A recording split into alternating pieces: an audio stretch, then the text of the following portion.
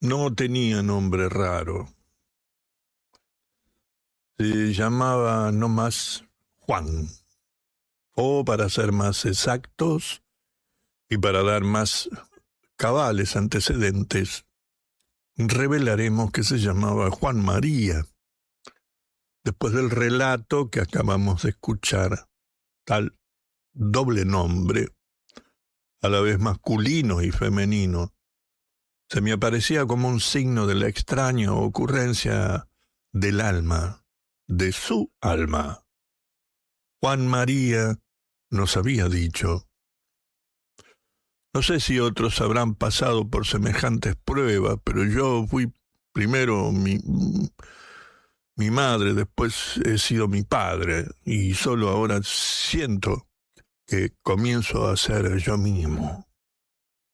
Lo miramos examinándolo con atención, sin acertar a comprender lo que quería decirnos. Un rostro vigoroso, hombros robustos, poca estatura, pero firme y lleno de vitalidad. Sin embargo, agregó, así es. Desde antes de la pubertad, cuando comencé a tener conciencia, me empecé a sentir como una especie de prolongación espiritual de mi madre. No solo interiormente la heredaba, con las mismas maneras de ver las cosas, los mismos gustos y un idéntico reflexionar profundo y mudo que nos hacía parecer melancólicos. También en lo físico yo era como el retrato diminuto de aquella fuente de mi propia esencia. Cara alargada, ojos tristes y cierta palidez un poco lánguida, sacudida por frecuentes descargas de nerviosidad vivaz y aún, a ratos, luminosa. Cuando hablábamos juntos, las largas conversaciones de mi despertar, éramos lo mismo, éramos como una misma alma que se asomase a la vida por dos seres de sentidos iguales, unos más experimentados, otros más lozanos, pero era una, sin divisiones, nuestra conciencia. Mi madre murió siendo yo todavía muy joven y de aquel desgarramiento más hondo que el de la carne me quedó una herida de esas que no cicatrizan nunca. Sin embargo, en medio de aquel dolor inexplicable, yo sentía una suerte de rejuvenecimiento que después no he sentido en ninguna otra pena. Todas las demás congojas como en el ánimo y como que amenguan y dañan la energía. Solo la madre, aún en su muerte, nos aumenta el don de la vida. Desde que ella murió yo viví para dos, para los dos que ya éramos, ella y yo. Ese ella y yo que jamás vuelve a encontrarse en la vida. En cierta manera yo sentía que ella seguía viviendo y reencarnaba en mí, y yo era como su propia conciencia trasladada a un cuerpo nuevo. Lo que ella había pensado, yo lo volví a pensar y nuestros sentimientos se repetían en mi corazón a tal punto que no solo vivía yo para ella, sino que me sentía tan anegado de su presencia que sus simpatías, sus parentescos y preferencias eran también la ley misma de mi corazón. A veces, cuando me miraba en el espejo, mi propio rostro se apagaba, perdía sus perfiles borrosos, y era algo como la imagen renaciente de ella misma lo que me mostraba el reflejo. Parecía que ella misma miraba inexpresablemente por mis ojos, cansados de buscar la lontananza. Y el parecido espiritual se marcaba de tal modo en el extremo que las gentes de nuestra familia decían cuando me miraban es el vivo retrato de su madre. Esto mismo yo sentía por dentro. Y tal como a tal punto éramos idénticos, la muerta y yo, que en sus más hondos resentimientos yo la heredaba por entero. Ni un solo resquicio de mi corazón dejó de sentirse anegado de su alma. Aquella misma adoración incondicional, esa especie de vértigo fervoroso que de niño me causaba la vista del rostro de mi padre, se fue empañando de una manera extraña. No era que dejase de quererlo, pero sí que me sentía distante y ya no podía mirarlo con candor. Mis padres habían vivido uno de esos matrimonios relativamente felices, matrimonios de amor, pero lastimados al cabo del tiempo a causa de la maldición de la carne, que traicionan los más sagrados pactos del alma.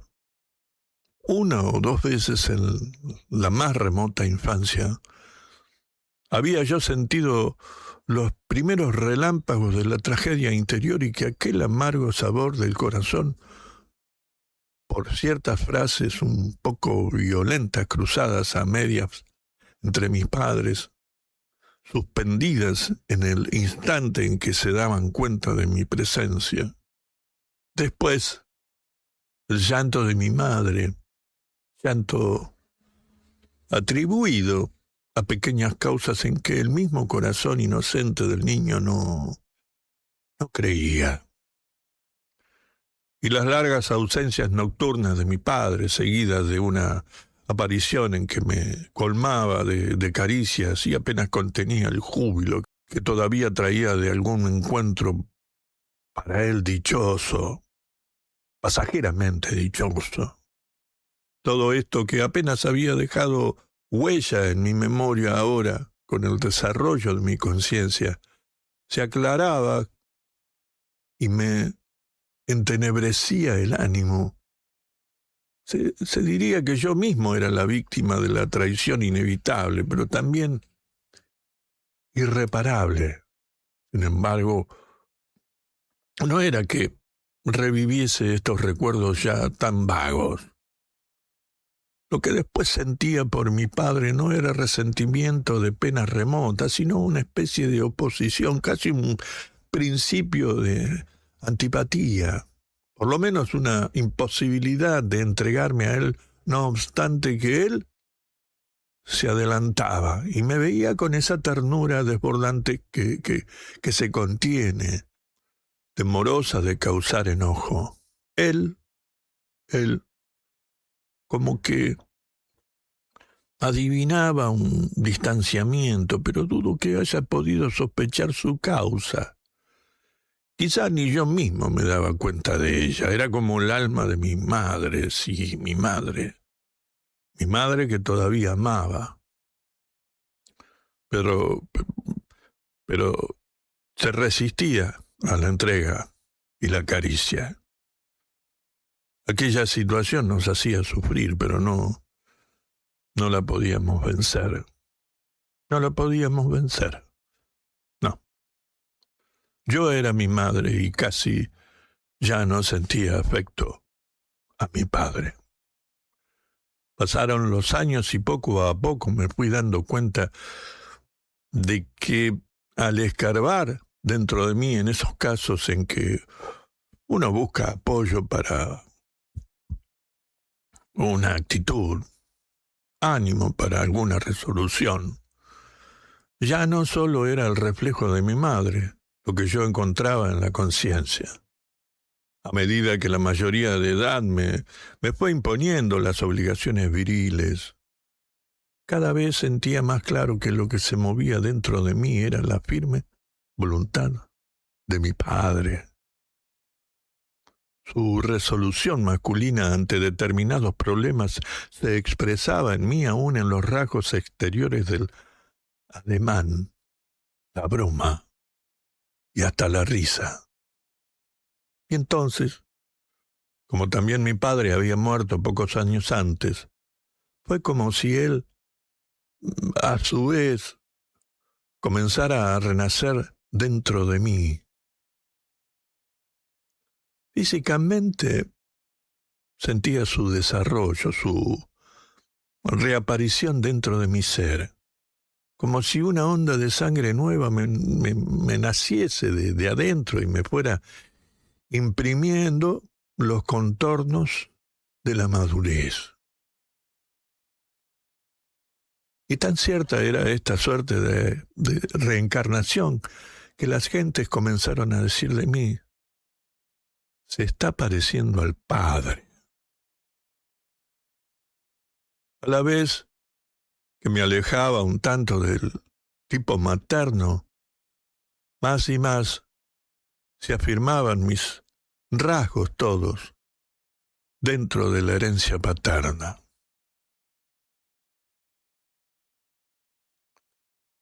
Y comenzó a atormentarme una especie de remordimiento. Hasta entonces empecé a ver claro el dolor de no haber sabido corresponder a aquel gran afecto de mi viejo. Ya solo, pobre y vencido. Lo recordaba con su rostro ancho, barbado y sanguíneo, todo risueño de aquella bondad que tantas veces hizo fracasar la energía del puño. Siempre optimista y dispuesto, me parecía que jamás le hubiese temblado el corazón. Y cuanto más tarde yo pasé pruebas de esas en que hay que echar recurso de toda la fuerza interior, siempre lo hallé a él dentro de mí, a la hora del peligro. Sobre su oculto ser me he apoyado como en una montaña. Sí. Y si en tanto trance he podido mantener altivo y tranquilo el semblante, es porque era él mismo quien se asomaba, contagiándome de serenidad.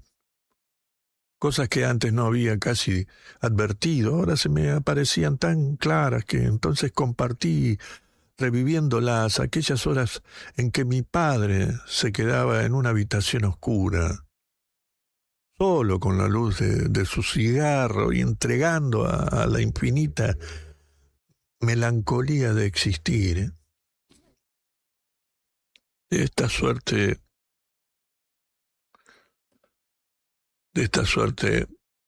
puedo decir que durante varios años yo fui mi padre, y lo fui a tal punto que en mi fuero más íntimo comprendí y justifiqué, por lo menos comprendí aquellas faltas que no hubiera podido perdonar mi madre. Y al dar yo este perdón, sentía como que traicionaba a lo que yo era antes. Casi no me quería confesar a mí mismo lo que hacía. Más tarde, las dos naturalezas ancestrales se comenzaron a confundir dentro de mí, se comenzaron a ligar mediante una especie de armonía sentimental, sumamente melodiosa y dulce. Pensaba yo algunas veces que así debe ser la ternura del Padre Celeste, una ternura que purifica las pasiones y todo lo vuelve júbilo. Y me parecía que aquel afán de reunión e identidad que atormentó el corazón de mis padres se realizaba en mí. Se trasladaba, insistía, empeñado en lograr un triunfo en el alma del hijo. Lo que la conciencia de los amantes acaso no no logra jamás. Lo realiza de una manera espontánea. La conciencia del Hijo. Mi alma fue el milagro de dos almas que por fin se juntan después de muertas. El amor perfecto no necesita del Hijo. No quiere un hijo. Se consuma y se basta. Pero los pobres amores fallidos se refugian en el aplazamiento del alma del Hijo. Y por eso en cada rostro humano, ya que se queda solo y tranquilo, se aparece la tristeza. La tristeza de los orígenes. Procedemos de lo imperfecto. Y un instinto turbio, en ímpetus genésicos de dicha incompleta, va empujando la rueda sin descanso ni fin.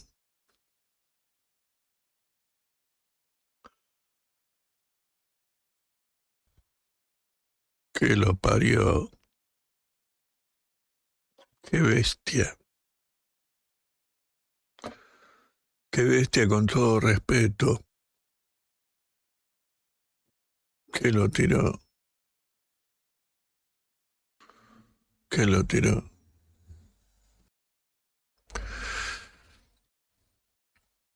Del libro La Sonata Mágica, que ya de por sí el título del libro es brillante. Acabo de leer Las dos naturalezas.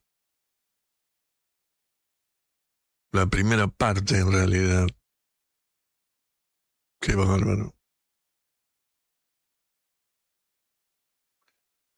Mañana, si tengo ganas, voy a leer la segunda parte. La dispersión. Creo que por esta primera parte hay mucho que aprender y confirmar.